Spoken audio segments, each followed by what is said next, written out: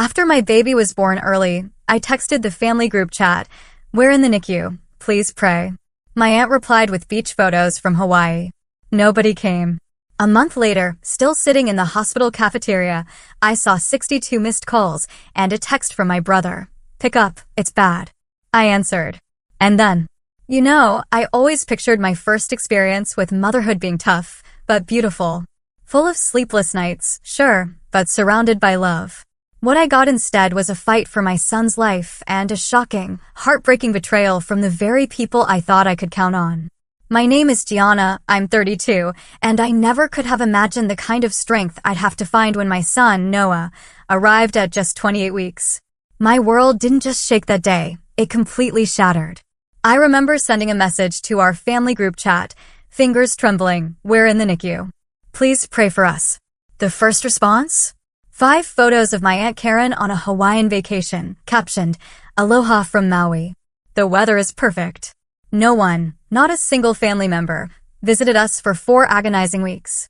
Then, one afternoon in the hospital cafeteria, my phone exploded. 62 missed calls, a frantic message from my brother, Jake. Answer. This is bad. I knew, deep down, something else had gone terribly wrong. Before Noah, my life felt pretty complete. I had a marketing career I genuinely loved, helping small businesses build their dreams. Every morning, I woke up excited about the creative challenges ahead. My husband, David, and I had been married for 3 years, living in our cozy 2-bedroom apartment in Seattle with our rescue cat, Luna. We had our routines, our favorite weekend brunch spots, and dreams of starting a family. That someday took a long, painful detour.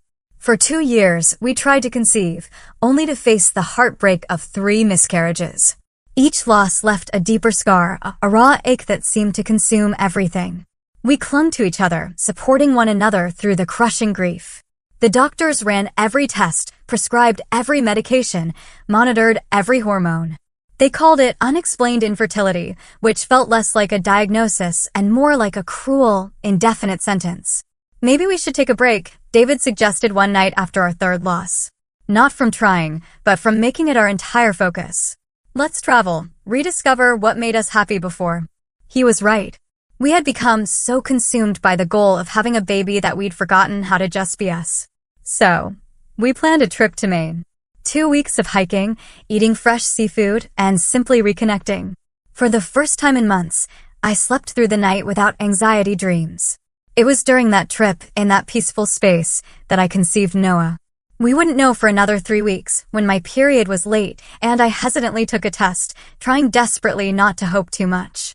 When 2 pink lines appeared, I couldn't believe it. I took 3 more tests, just to be sure, before calling David at work. "I'm pregnant," I whispered, as if saying it too loudly might make it disappear. The silence on the other end of the line was terrifying until I heard a muffled sob. "I'm coming home," was all he said. My relationship with my extended family had always been complicated. My mother died from breast cancer when I was 15, leaving a void no one could fill. My father remarried 2 years later to Eleanor, who was kind but distant. We developed a cordial relationship, but never the mother-daughter bond one craved. My mother's sisters, Karen and Betty, took different approaches to their niece. Aunt Betty tried her best, inviting me for sleepovers and teaching me my mother's recipes. But Aunt Karen? That was another story. As my mother's older sister, she seemed to resent me for reasons I never fully understood. Maybe I reminded her too much of my mom. Or maybe she just found fault in everyone. "You're still carrying those extra pounds, I see," she'd comment at family gatherings. Or, when I was your age, I already owned a house, not just renting. Nothing I did was ever enough. My cousins on her side of the family were always presented as the gold standard I should aspire to. When I announced my pregnancy to the family during a Sunday dinner at my father's house, the reactions were mixed at best. "Well, it's about time." "You're not getting any younger," Aunt Karen remarked, sipping her wine. "Let's hope you carry this one to term." My father offered a brief congratulations before swiftly moving the conversation to my stepbrother's recent promotion.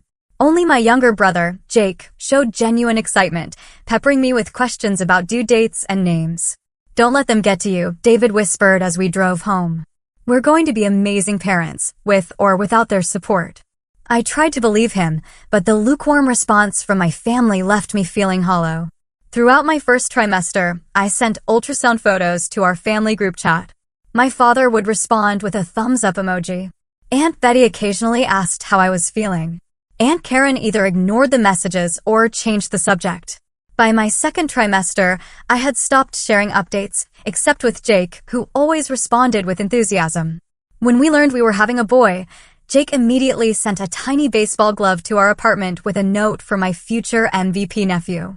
As my belly grew, so did my excitement and anxiety. David and I attended birthing classes, decorated the nursery, and made plans for my maternity leave. Everything seemed to be progressing normally. At 20 weeks, our anatomy scan showed a healthy baby boy with 10 fingers, 10 toes, and all organs developing properly. "This is the one," the obstetrician assured us with a smile. "Everything looks perfect." I wanted to believe her more than anything. Each week that passed felt like a small victory, each prenatal appointment a hurdle cleared. I read every pregnancy book I could find, followed all the advice about nutrition and exercise, and talked to my baby constantly. "You are so loved already," I would tell him every night, my hands cradling my growing bump. "We can't wait to meet you, but take your time. Grow strong first." Little did I know that those words would haunt me in the weeks to come. The first sign that something was wrong came during week 27. I woke up at 3 o'clock in the morning with a dull backache that wouldn't go away, no matter how I positioned myself. By breakfast, I noticed a pinkish discharge that sent alarm bells ringing in my head. "I think we should call the doctor," I told David, trying to keep my voice steady. We were at the hospital within the hour, where the nurse hooked me up to monitors that showed I was having contractions. The doctor's face grew serious as she examined me. "You're in preterm labor," she explained. "We need to try to stop it." What followed was a blur of medication, steroids to help mature the baby's lungs, and constant monitoring. For 3 days, I lay in the hospital bed, terrified and praying the contractions would stop. David rarely left my side, sleeping in the uncomfortable hospital chair and holding my hand through the worst of it. On the 4th day, despite all medical interventions, my water broke. "We can't delay any longer," the doctor informed us. "We need to deliver the baby now." I was rushed to the operating room for an emergency C-section. The fear was overwhelming. At 28 weeks, I knew our baby's chances were better than they would have been even a decade ago. But still, he was coming into the world dangerously early. Under the harsh operating room lights, I felt the strange tugging sensation as they worked to deliver my son. The absence of a cry when they pulled him out sent ice through my veins.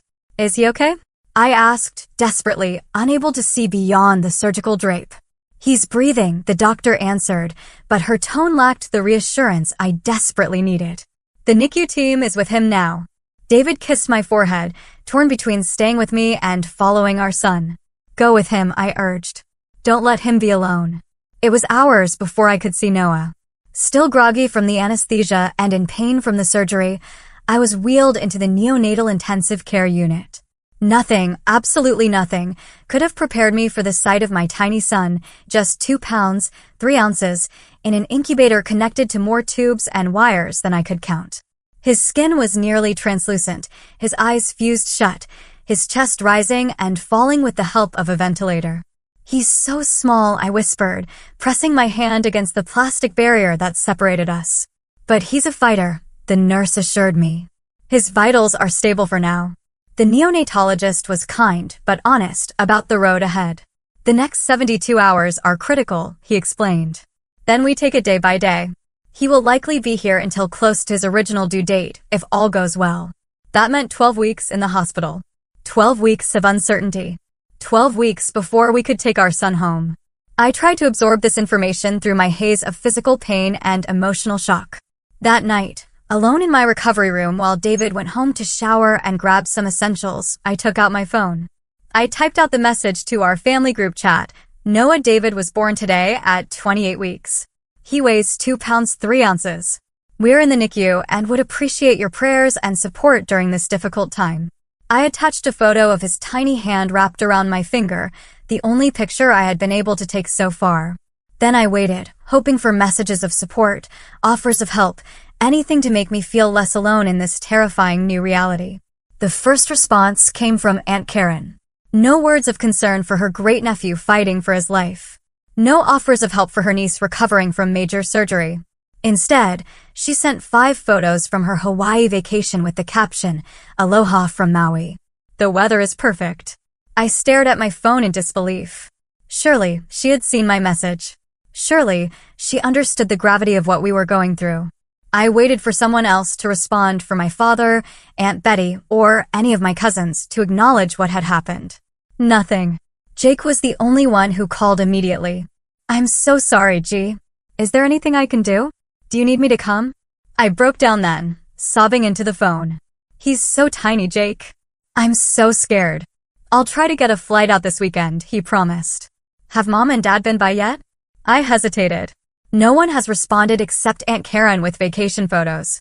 The silence on the other end spoke volumes. "That's messed up," he finally said. "I'll call Dad and let him know how serious this is." But even after Jake's intervention, the responses were tepid at best. My father texted, "Sorry to hear about the complications. Let us know if you need anything." No visit, no call. Aunt Betty sent a brief message, praying for the little one. These hospitals work miracles these days. It was as if they couldn't grasp the magnitude of what was happening, or worse, they didn't care enough to try. David was furious when he returned, and I showed him the messages. How can they be so callous? This is their flesh and blood fighting for his life. Maybe they don't understand how serious it is, I suggested, trying to make excuses for them even as my heart broke. "I'll call them," David offered. But I shook my head.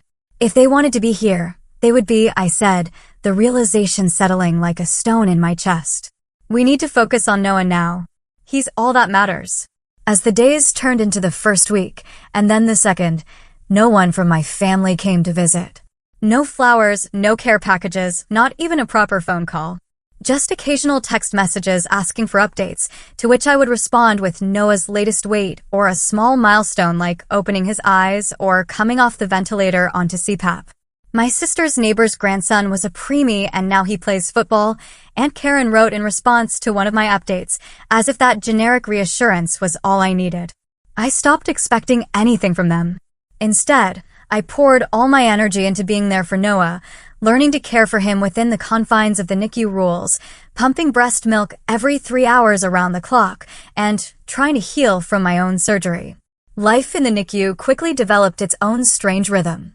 I would arrive at 8 o'clock in the morning, just in time for Noah's care time, when the nurses would check his vitals, change his diaper, and help me with kangaroo care, the skin-to-skin contact that was one of the few ways I could truly mother my son. The NICU was a foreign world with its own language and rules. The constant beeping of monitors, the whoosh of ventilators, the hushed conversations between medical staff. I learned to interpret the numbers on Noah's monitors, to know which alarms were routine and which meant trouble. I could recite his daily stats like a sports announcer: weight, oxygen saturation, heart rate, feeding volume. The nurses became my guides in this new terrain. Maria, with 20 years of experience, taught me how to touch Noah without overwhelming his sensitive nervous system. Jen showed me how to carefully change his diaper around the wires and tubes. Thomas, the night nurse with gentle hands, always had updates ready when I called at 2 in the morning, unable to sleep for worrying. "You're doing great, Mama," they would tell me, a reassurance I clung to when everything else felt like it was spiraling out of control. Between care times, I would sit by Noah's incubator for hours, reading books aloud or just talking to him in a soft voice. I told him about the home waiting for him, about his dad who loved him so much, about the cat who would be his first friend. Sometimes I would sing lullabies, not caring who heard my off-key voice. Every 3 hours, I would retreat to the pumping room, a small space with 3 curtain stations where NICU mothers expressed milk for their fragile babies. It was there that I met other women living the same nightmare. Sarah's twins had been born at 26 weeks.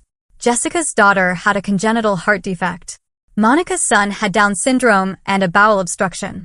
Different circumstances had brought us to the same room, our bodies producing milk for babies we could barely hold. My mother-in-law said I should just formula feed since he can't breastfeed yet. Anyway, Jessica confided one afternoon as we sat with our pumps. "She doesn't understand why I'm putting myself through this." My sister asked if I was still stuck at the hospital all day. Monica added, rolling her eyes, as if I'm here by choice. These women understood what my family could not. The profound grief of leaving the hospital without your baby. The physical pain of recovering from birth while spending 12 hours a day in an uncomfortable chair.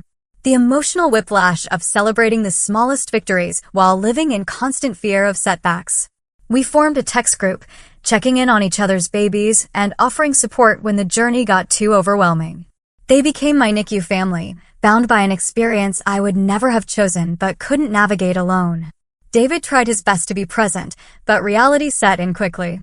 His company offered only 2 weeks of paternity leave, which he had to take immediately after Noah's birth. After that, he returned to work, coming to the hospital in the evenings and on weekends. "I hate leaving you both," he confessed on his first day back at work. "It feels wrong. We need your health insurance now more than ever," I reminded him. "And someone has to earn money. The bills aren't going to stop because our lives did." The financial reality of our situation was becoming clearer each day. Even with insurance, the cost of a NICU stay was astronomical. Every day added thousands of dollars to our medical debt. My own unpaid maternity leave had started sooner than planned, and with Noah's extended hospital stay, I was facing the possibility of having to return to work before he even came home. David and I would meet in the hospital cafeteria for dinner, picking at bland food while discussing logistics. Who would take the morning shift at the hospital? Had the insurance approved the latest procedure? Could we negotiate with my boss for a longer leave? Should we consider taking out a loan to cover expenses? These practical conversations kept us functioning, but they left little room for processing the emotional trauma we were experiencing. At night, alone in our bed while David slept on the pull-out couch to give me space to recover, I would sob silently into my pillow, overwhelmed by fear, guilt, and loneliness. The absence of my family's support became more conspicuous with each passing day. I would scroll through social media during the long hours by Noah's bedside and see updates from their lives.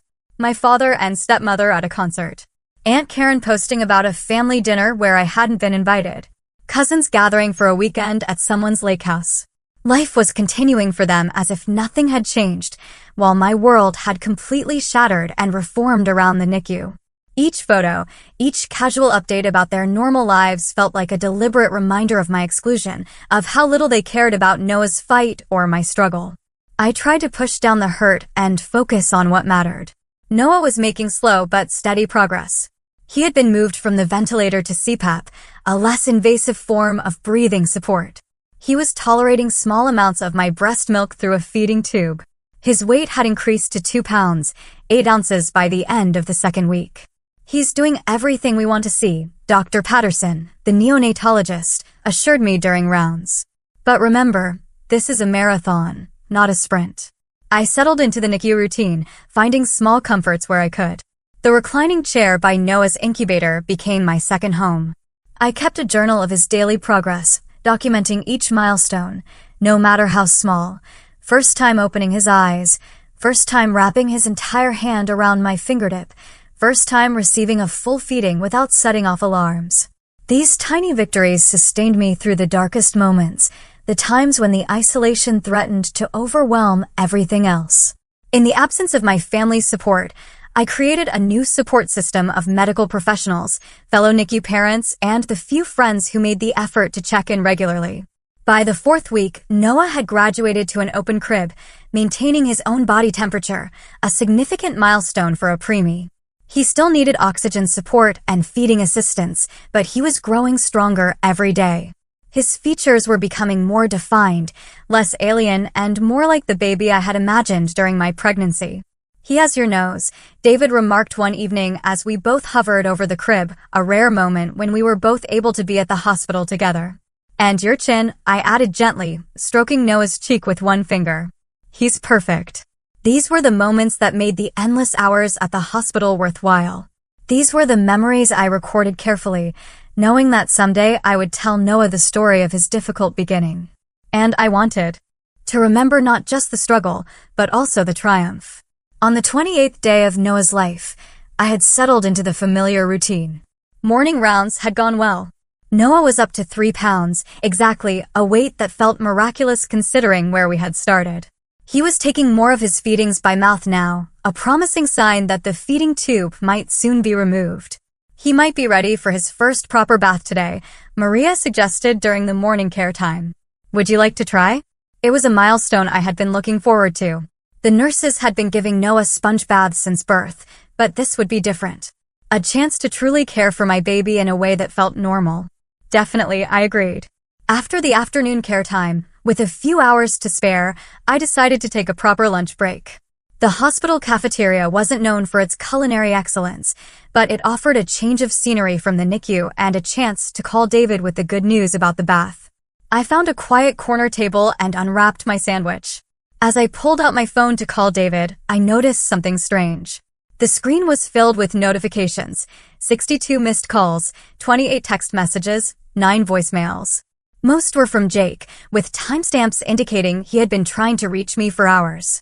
My heart began to race as I opened the most recent text, "Gianna, answer your phone. This is bad." With trembling fingers, I called him back. He answered on the first ring. "Where have you been?" His voice was tight with tension. "I've been trying to reach you all morning. I'm in the NICU, as always." My phone was on silent. The fear in his voice made my stomach clench. "What's going on?" There was a heavy pause before Jake spoke again. "It's Aunt Betty. She was in a car accident early this morning. It's pretty serious, G. They don't know if she's going to make it." The world seemed to tilt sideways. Aunt Betty, the one relative besides Jake who had shown me any kindness over the years. Aunt Betty, who at least had sent messages acknowledging Noah's birth, even if she hadn't visited. What happened? I managed to ask. Drunk driver ran a red light, hit her driver's side. She has internal bleeding and a head injury. They've taken her into surgery. Jake's voice cracked slightly. Everyone is at Memorial Hospital now. Dad asked why you're not here yet. A bitter laugh escaped my throat before I could stop it. He asked why I'm not there. Are you serious? What do you mean, Jake? I've been sitting with my premature son in the NICU for 4 weeks and not one person from our family has bothered to visit. Not Dad, not Eleanor, not Aunt Karen, not any of the cousins. No one except you has even called to check on us.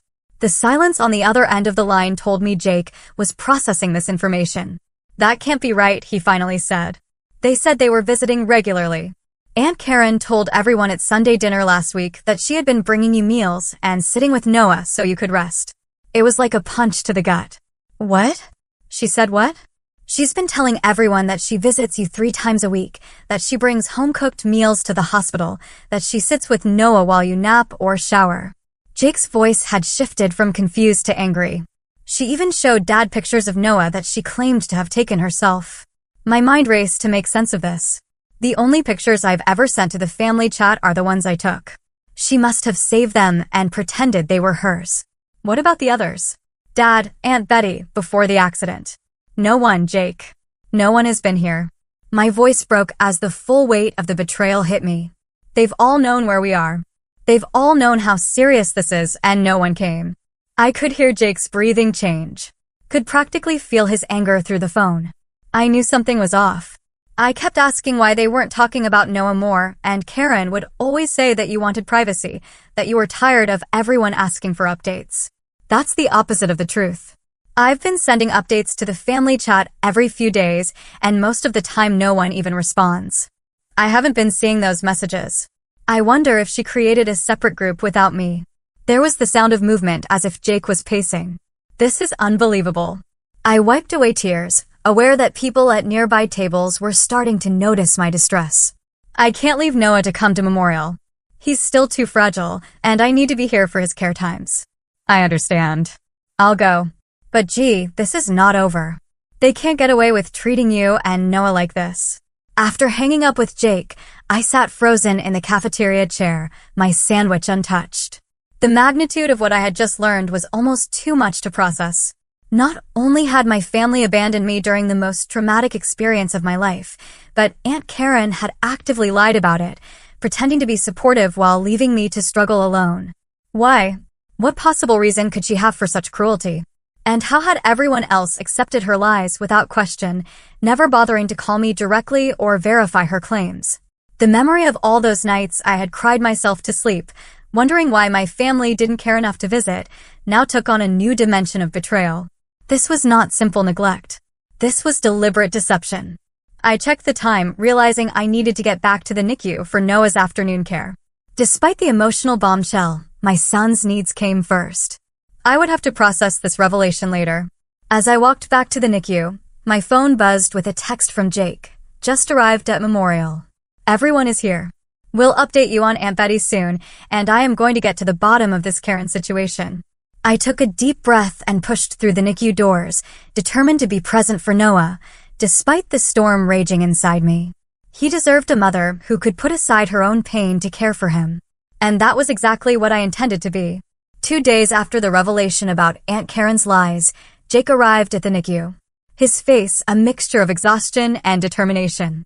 He had been splitting his time between the 2 hospitals, checking on Aunt Betty, who remained in critical condition but had survived her surgery, and coming to meet his nephew for the first time. "Oh my God," he whispered when he first saw Noah in his open crib. "He's so tiny." 3 pounds, 2 ounces, as of this morning, I said proudly, up almost a full pound from his birth weight. Jake's eyes filled with tears as he carefully touched Noah's hand with one finger. "He's perfect, G. Absolutely perfect." The nurse showed Jake how to properly sanitize his hands and arms before helping him settle into the recliner for his first kangaroo care session with his nephew. I watched as my brother's face transformed from nervous to awestruck as the nurse placed Noah against his chest. "I can feel his heart beating," Jake said softly. "It's so fast." "That's normal for preemies," I assured him. "Everything about them works overtime." For an hour, Jake sat motionless, afraid to disturb the tiny baby sleeping on his chest. I took photos, wanting to document this moment of pure love amidst all the chaos. When the nurse came to put Noah back in his crib for his next assessment, Jake looked physically pained to let him go. "I can't believe they haven't seen him," he said once Noah was settled. "I can't believe they haven't been here for you." The anger in his voice matched what had been building in me since our phone call. "What have you found out?" I asked, leading him to the NICU family room where we could talk privately. "It's worse than we thought," Jake said, running a hand through his hair.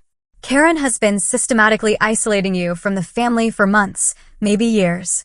After you announced your pregnancy, she started telling everyone that you wanted space, that you were stressed and needed minimal contact." I shook my head in disbelief. "That makes no sense. Why would anyone believe that?" "Because she did it gradually and she's convincing." She would say things like, "I just talked to Gianna yesterday and she asked for some privacy right now," or "Gianna is overwhelmed with visitors. She needs a break." But no one thought to call me directly. Jake sighed. "You know how our family is. Communication has never been our strong suit since Mom died. Everyone defers to Karen because she's the oldest and she's positioned herself as the family matriarch." He pulled out his phone and showed me screenshots of a separate family chat group that I wasn't part of. In it were messages from Karen updating everyone on Noah's condition, sharing the photos I had sent to the original group chat, but acting as if she had taken them herself and constantly implying that I was too fragile for visitors or calls. "She even told Dad that you specifically asked him not to come because seeing him would remind you too much of Mom and you couldn't handle that emotional stress on top of everything else," Jake added. "That is absolute nonsense," I said, my voice rising enough that a passing nurse gave us a concerned look. I lowered my tone. "I would have given anything to have family support these past weeks." "I know," Jake squeezed my hand. "And now they know, too." When I got to Memorial and everyone asked why you weren't there, I told them the truth, that you had been alone in the NICU for a month, that no one had visited, and that you had no idea about Aunt Betty because no one had bothered to maintain real contact with you. How did they react? Dad was in shock. He kept saying that Karen had told him you were getting all the support you needed, that you were doing well. Aunt Betty's daughter, Lisa, was furious. She said Karen had told her specifically not to visit you because the NICU had strict visitor limitations, and your spots were all taken by Dad and Karen. Each new lie felt like another betrayal. People I had grown up with, people who should have known better, had allowed one person to dictate their relationship with me during the most vulnerable time of my life. "I want to confront her," I said, a new resolve hardening within me. "I want everyone to hear what she has done." Jake nodded. "I thought you might say that. I've set up a video call for this evening." Everyone will be in Aunt Betty's hospital room, and we can connect you from here. They all want to see Noah and hear directly from you. The thought of facing everyone, of laying bare the truth of my isolation, was both terrifying and necessary. For Noah's sake and for my own, I needed to reclaim my voice in my family. That evening, with Noah sleeping peacefully in his crib beside me, Jake called from Aunt Betty's hospital room.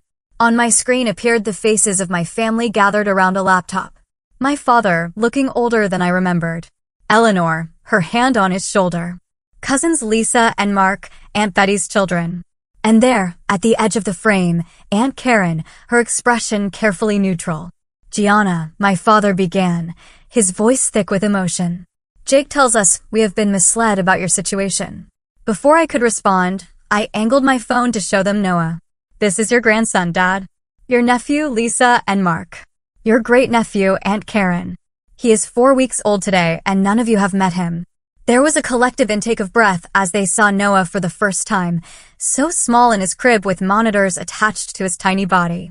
Oh, Gianna, Lisa whispered. He's beautiful. Karen told us the NICU was restricting visitors due to infection risks, my father said, his eyes not leaving Noah's image on the screen. She said only parents and grandparents were allowed and that you had asked her to go in my place because I remind you too much of your mother. I switched the camera back to my face. That is a lie. The NICU allows 4 designated visitors per baby. David and I are 2. Jake is now the 3rd. We have been saving the 4th spot, hoping someone from our family would want it. Karen said you were doing well, that you had plenty of support, Mark added, his expression troubled. I have been alone, I said, no longer able to keep the hurt from my voice. David has to work to keep our insurance. I have been sitting in this hospital for 12 hours a day, watching my son fight for his life, with no family support except for Jake's phone calls. I have been pumping breast milk every 3 hours around the clock, recovering from a C-section, dealing with medical decisions and insurance paperwork, all while terrified that my baby might not survive, and not one of you called me directly to check in. The silence that followed was heavy with shame. Every face on the screen, except for Karen's, showed shock and remorse. Why? I finally asked, looking directly at Karen. Why would you lie to everyone? Why would you isolate me when I needed family the most? Karen's face remained impassive. I was protecting the family from your drama. You have always been attention-seeking, just like your mother. Always the victim. Always needing everyone to drop everything for your crisis. The cruelty of her words left me momentarily speechless. How dare you? Jake's voice came through, hard with anger. Gianna's son is in the NICU. This is not drama or attention-seeking. I visited once, Karen continued, as if Jake had not spoken, the first week. You were sleeping, so I didn't wake you. I saw enough to know that the nurses had everything under control. There was no need for the entire family to upend their lives. You never visited, I said, finding my voice again. Not once. If you had, any of the nurses would remember you, and they would have logged you in as a visitor in our record. Are you calling me a liar? Karen's voice rose defensively. Yes, I said simply. I am calling you a liar. You lied to everyone about visiting me. You lied about me asking for privacy. You lied about the NICU policies. And you stole the photos I sent to the family chat to pretend you had taken them yourself. The faces on my screen turned to Karen, who was now visibly flustered. I was trying to spare everyone the constant medical updates and drama, she insisted. No one needs to hear every detail about every ounce the baby gains or every test result. That was not your decision to make, my father said, his voice sharper than I had heard it in years. That was for us to decide. You took that choice away from all of us. What followed was painful but necessary. One by one, family members shared what Karen had told them about me, about Noah, about the situation. The web of lies was so extensive that it took nearly an hour to unravel it all. Throughout, Karen alternated between defensive justifications and tearful claims that she had only been trying to help. By the end of the call, boundaries had been drawn. My father and Eleanor would be coming to meet Noah the following day. Lisa and Mark would visit when they could leave Aunt Betty's side, and Karen had been told in no uncertain terms that her manipulation would no longer be tolerated. I want to be very clear, I said before ending the call. I am focused on Noah right now. His health and well-being are my priority. I do not have the emotional energy to maintain relationships with people who cannot respect me or who bring negativity into our lives. Moving forward, I will choose carefully who is part of our family circle. Blood relation alone is not enough. With those words, I disconnected the call, emotionally drained, but strangely lighter. As if a burden I had been carrying for years had finally been set down. The morning after the video call, I arrived at the NICU to find my father and Eleanor already there, having come early to speak with the doctors before I arrived. Seeing my father standing outside Noah's room, his face etched with a combination of awe and regret as he peered through the window at his tiny grandson, unlocked something in my chest. "Dad," I said softly, approaching him. He turned, and for the first time since my mother died, I saw him cry openly. "Gianna, I am so sorry. I should have known better. I should have called you directly." I wanted to maintain my anger, to hold him accountable for his absence. But seeing his genuine remorse weakened my resolve. "You should have," I agreed. "But you're here now." Eleanor stepped forward, her usual reserved demeanor replaced with earnest concern. "We brought some things for you and Noah," she said, indicating a large bag at her feet. "The nurses told us what might be helpful." Inside the bag were soft preemie clothes, a journal specifically designed for NICU parents to track milestones, a gift card for the hospital cafe, comfortable slippers for me, and several books to read to Noah. "The nurses also gave us thorough instructions on how to visit properly," my father added. "We've been here for an hour, learning the protocols and getting our visitor badges." Their effort was a starting point, a gesture that acknowledged the depth of their previous neglect. Together, we entered Noah's room where a nurse was checking his vital signs. "Good morning, little man," she said cheerfully to Noah. "You have visitors today." After washing their hands and arms according to NICU protocol, my father and Eleanor were introduced to their grandson properly. I watched as my stoic father transformed before my eyes, his expression softening as the nurse explained how to touch Noah gently. "He knows his mother's voice already," the nurse told them. "Talk to him. Let him learn your voices, too." My father leaned close to the crib. "Hello, Noah," he said, his voice uncharacteristically gentle. "I'm your grandpa. I'm sorry I'm late to the party, but I promise I'll be here from now on." That promise marked the beginning of a new chapter in our family story. Over the next few weeks, as Noah continued to grow stronger, my support system expanded. My father visited every other day, often bringing food for David and me or offering to sit with Noah so I could take a proper shower or nap in the family room. Lisa and Mark, once Aunt Betty stabilized, became regular visitors as well, marveling at Noah's progress and bringing small gifts each time they came. Even some of my cousins, once they understood they had been manipulated by Karen, reached out with messages of support and offers to help. But the most surprising development came when Aunt Betty finally awakened, recovering from her accident, and asked to video call with me from her hospital room. "I should have known something was wrong," she said, her face still bruised from the accident. "Karen has always been jealous of your mother, and by extension, you. I let her take control of family communications because it seemed easier, but I never imagined she would go this far." "Why was she jealous of my mother?" I asked, a question that had lingered for years. Aunt Betty sighed.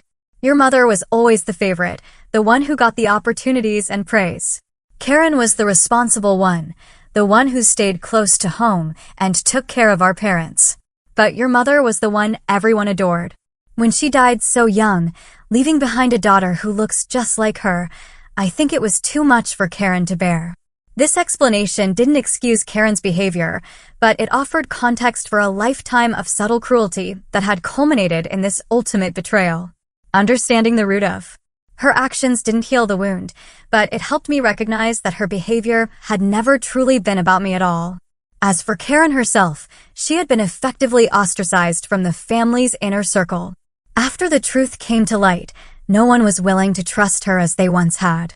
She made one attempt to visit the NICU, showing up unannounced with a teddy bear for Noah. But I had already instructed the nurses not to add her to our approved visitor list. "I'm his great-aunt," she protested when stopped at the NICU entrance. "I have every right to see him." "No, you do not," I told her firmly, when the nurse called me to the front desk. "You forfeited that right when you lied to our entire family and left me to face this alone. The only people who have a right to see Noah are those who have proven they can be trusted to support us." She left in tears, later sending a lengthy email justifying her actions and positioning herself as the victim of a family conspiracy. I deleted it without responding. Some relationships were not worth salvaging. Not when they consistently brought pain rather than comfort.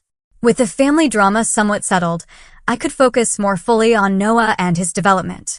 By his 6th week, he had reached 4 pounds and was taking most of his feedings by mouth, major milestones that brought us closer to the possibility of going home.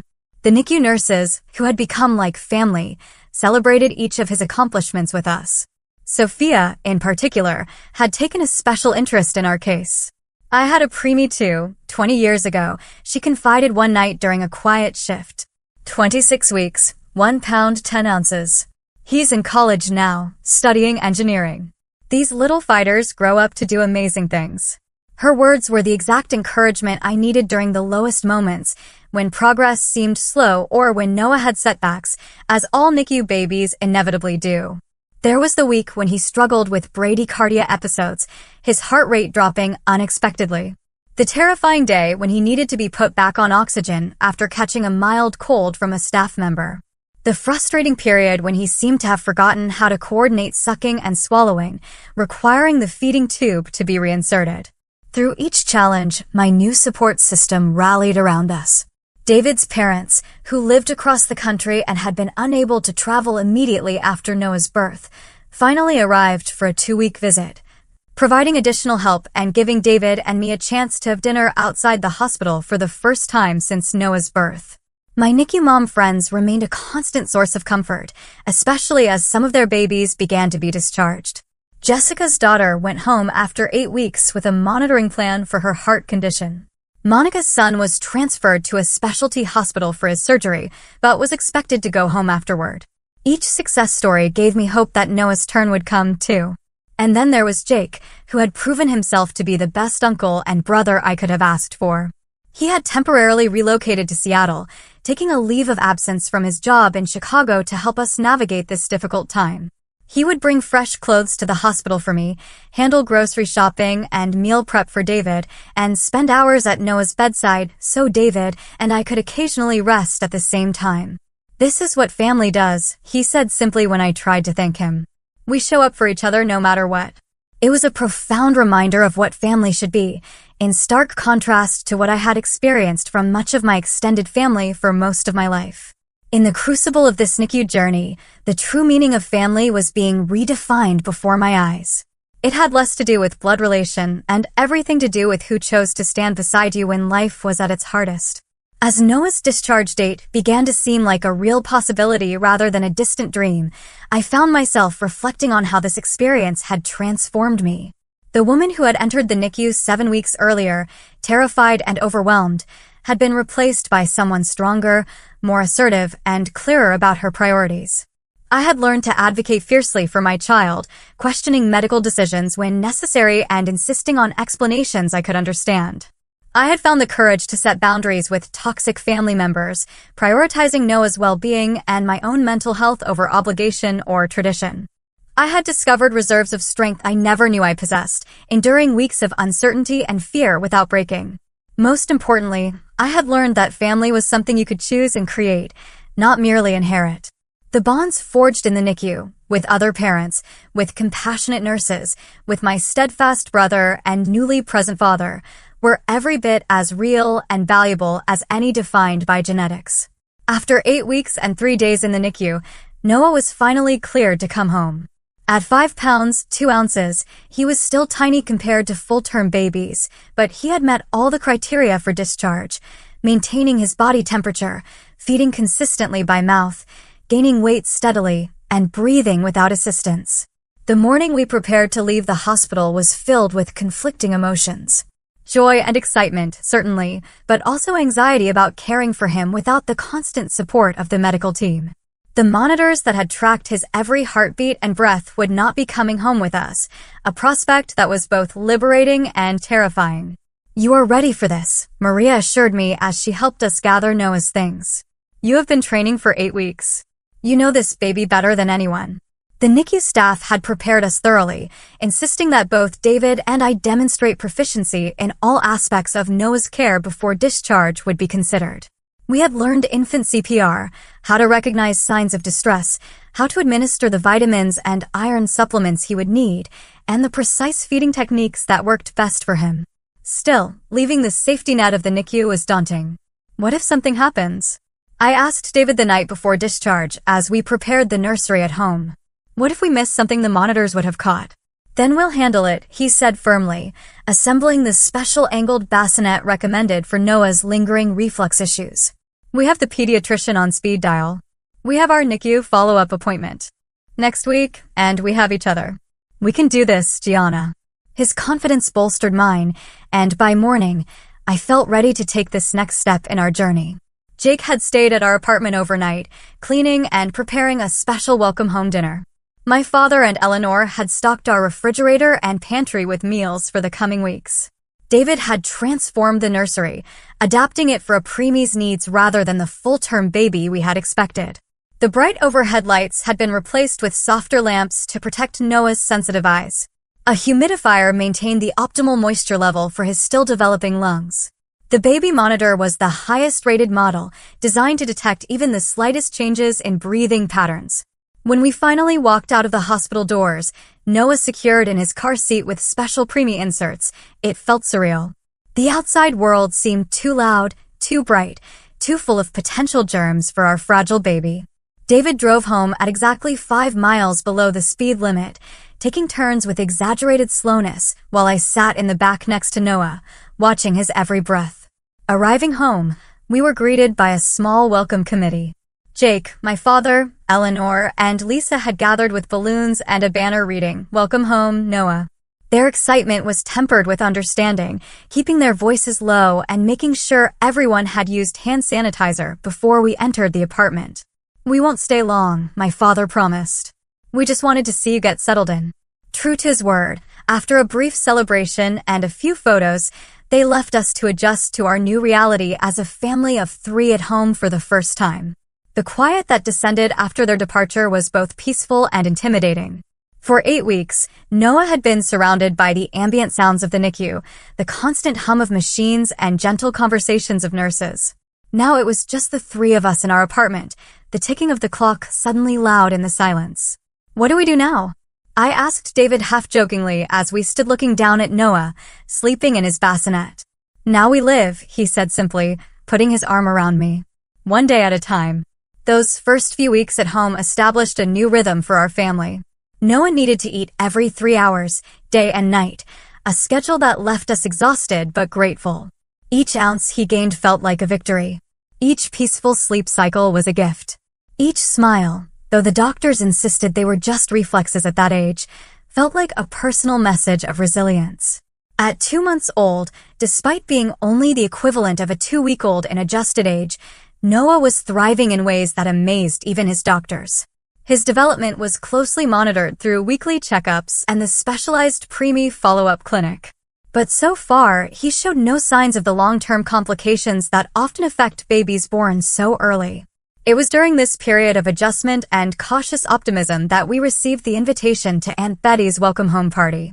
She had spent 6 weeks in the hospital and rehabilitation facility after her accident, and the family was gathering to celebrate her return home. "We don't have to go," David said when I showed him the invitation. No one would blame us for staying home with Noah. But I felt it was important to attend, not just to support Aunt Betty, who had become an unexpected ally, but also to redefine my place within the family on my own terms. Plus, Jake had confirmed that Aunt Karen would be there.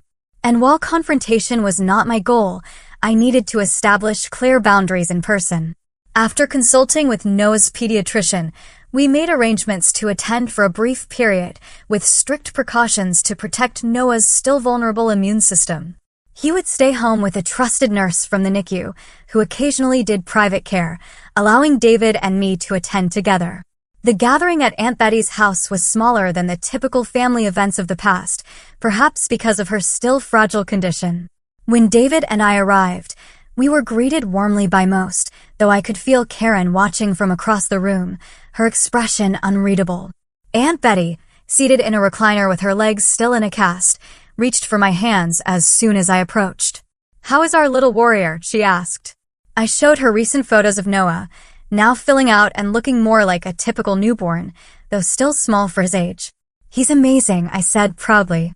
"The doctors are very pleased with his progress." "I can't wait to meet him when he's ready for more visitors," she said, "but only when you say it's time." I have learned my lesson about letting others dictate family relationships. Her pointed glance toward Karen did not go unnoticed by those nearby. The atmosphere in the room shifted slightly, conversations quieting as if in anticipation of confrontation. I had no desire to create drama at an event meant to celebrate Aunt Betty's recovery. But when Karen approached me later as I was getting a drink in the kitchen, I knew the conversation could not be avoided. "Your baby looks well," she said stiffly. "I'm glad things worked out." The casual dismissal of the traumatic experience we had endured, the minimization of Noah's fight for survival as something that simply worked out, ignited a calm anger within me. "His name is Noah," I said evenly. "And yes, he is doing well now, despite the fact that he spent the first 2 months of his life in the hospital without the support of his extended family because of your lies." "I think there have been misunderstandings on both sides," she began. "No," I interrupted, keeping my voice low but firm. "There has been deliberate deception on your side, and that is not something I can simply forget. I don't expect an apology because I don't believe you think you did anything wrong. But I want to be very clear about something. You will not have a relationship with my son unless you can acknowledge the harm you caused and make genuine amends." Her face flushed with anger. "You can't keep me from my great nephew. I am family.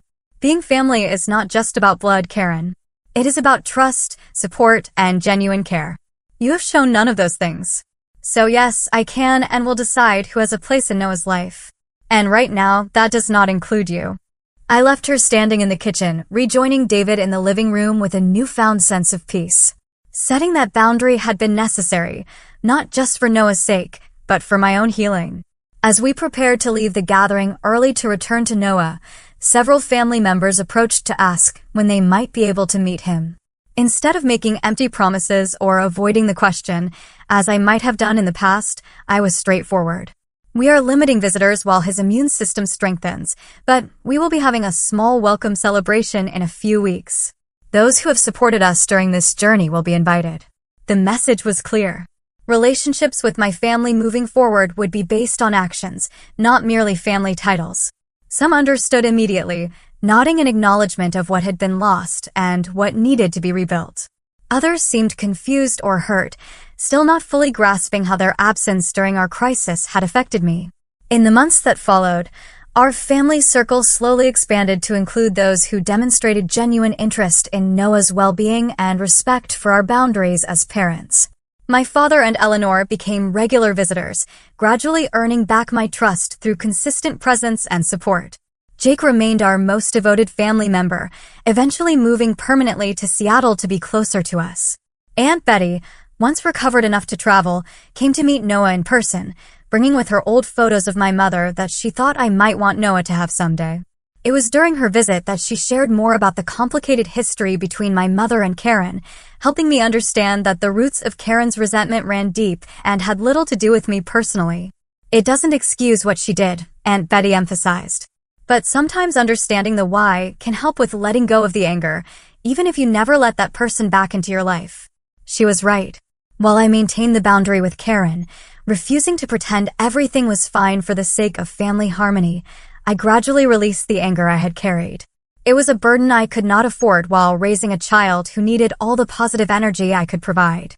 Noah's first birthday marked both on his actual birth date and his due date, as is customary for preemies, was a celebration of more than just his life. It was a recognition of the journey we had all taken, of the strength we had discovered, and of the family we had created, not just through birth, but through choice.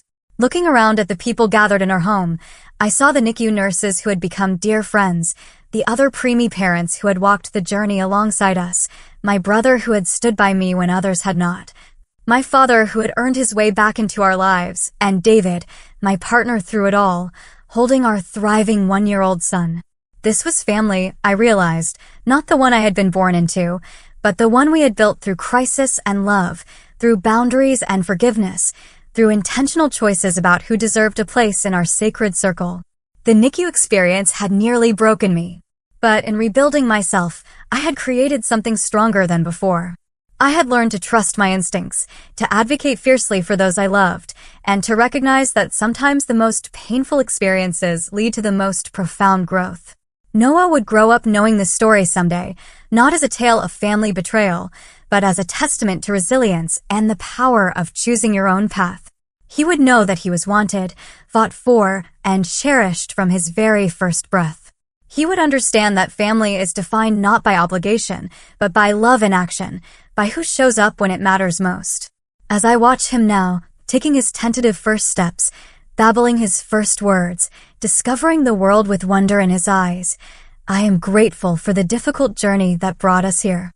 Without it, I might never have found the courage to create the life and family we truly deserved. Have you ever had to redefine what family means to you? Who showed up for you during your darkest moments, and did they surprise you? Please share your experiences in the comments below. And if this story resonated with you, please like, subscribe, and share it with someone who might need to hear that they are not alone in their struggles. Thank you for listening to my story. Take care.